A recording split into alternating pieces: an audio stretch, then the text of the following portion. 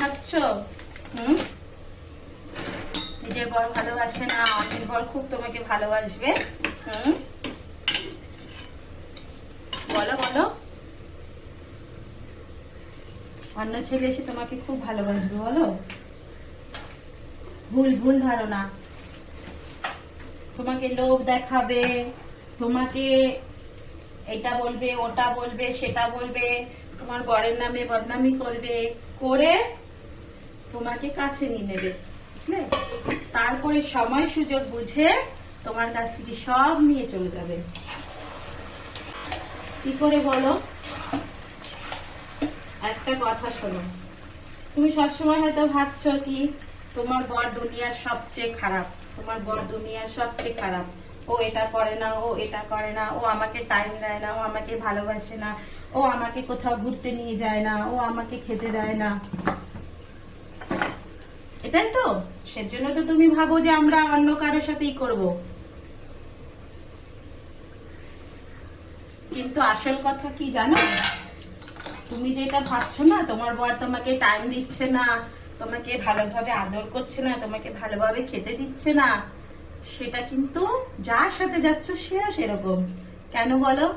সে যদি ভালো হতো তাহলে নিজের বউ ছেড়ে তোমার কাছে আসতো না, তাই না? তোমাকে আদর করবে, তোমাকে খোঁজ নেবে, তোমাকে ভালোবাসবে, তোমার কাছ থেকে সব নেবে, চলে যাবে। তো ভালোভাবে বুঝে শুনে, নিজের বরের মতন ভালোবাসা কেউ দেবে না, একটা কথা মনে রেখো। 90% ছেলেরাই নিজের বউকে ভীষণ ভালোবাসে, কিন্তু অন্য বৌদিদের কাছে দেখায় আমি ভালোবাসি না, আমি ওকে একদম দেখতে পারি না, ও আমাকে আদর করে না, এরকম, বুঝলে? তো কথাটা বুঝে নাও, মানে কি চায় ওরা।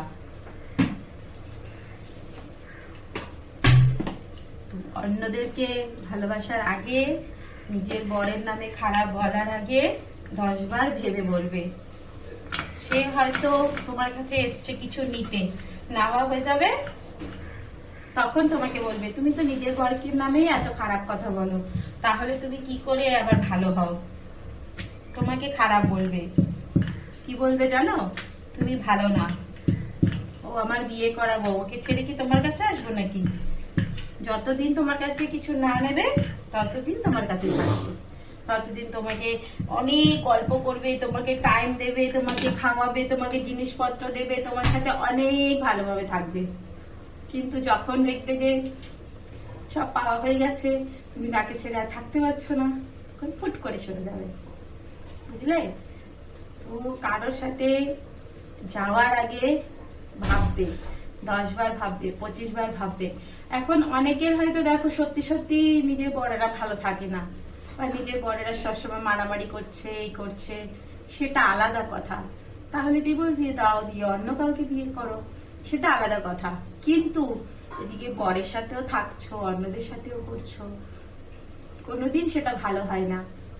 আগে নিজের ফ্যামিলি, আগে নিজের ফ্যামিলি, পরে সব, বুঝলে? যে যে এরকম ভুল করেছে, নিজের ফ্যামিলিকে ভালো না বেসে অন্যদেরকে ভালোবেসেছে, সে গাছাতে করেছে। নিজের বর যদি একবেলা খেতেও না দেয়, তাও নিজের, বুঝলে? কেউ দেবে না। হ্যাঁ, তোমাকে দেবে, খেতে দেবে, আনন্দ দেবে, ঘুরতে নিয়ে যাবে, মজা করবে, ওই মজা অব্দি, মজাও শেষ, তোমার আদরও শেষ। কথাটা মনে রেখো, প্রত্যেকটা ছেলে। আর সব থেকে বড় কথা হচ্ছে, বিয়ে হওয়া বউদের তো কেউ ভালোবাসে না, সবার কাছে বোঝা থাকে। বাপের বাড়িতে যাবে, 10 দিন আদর পাবে, 1 মাস আদর পাবে, তারপরে কথা শোনাবে। তো সেম, প্রথম প্রথম তোমাকে অনেক ভালোবাসবে, তোমার সাথে গল্প করবে, তোমার খারাপ মানে বাড়ির বদনামি শুনে তোমাকে মলম লাগাবে, কিন্তু পরে পরে যখন দেখবে যে একদম সব শোনা হয়ে গেছে, আর কিছু শোনা বাকি নেই, কিছু করা বাকি নেই, আর তুমি হচ্ছে বোকা, তুমি তো সব দিয়ে দেবে, সব করে দেবে, এটাই হচ্ছে কথা। তো একটু সহ্য করে থাকবে, দেখবে পরে অনেক ভালোবাসা পাবে। সবার প্রথম হচ্ছে সংসারের মধ্যে সহ্য, সহ্য করে থাকতে পারলে অনেক ভালোবাসা পাবে। সব সম্পর্কের মধ্যে আনবান থাকে, তুমি লাভ ম্যারেজ করো, অ্যারেঞ্জ ম্যারেজ করো, বা মা বাবার সাথে থাকো, বা বন্ধুদের সাথে, সব সম্পর্কের মধ্যেই আনবান থাকে। কোনো সম্পর্ক এরকম নেই কি সারা জীবন কোনো অশান্তি হয়নি বা কোনো কিছু হয়নি। তো সব সম্পর্কের মধ্যে আনবান থাকে, তা সত্ত্বেও সম্পর্কগুলোকে টিকিয়ে রাখতে হয়, বুঝেছো? একটু আনবানে ছেড়ে চলে যেতে হয় না। চলো আর বেশি জ্ঞান দেবো না, টাটা, ভালো থাকো। আমি রান্না করি, তোমরাও খেতে চলে আসো।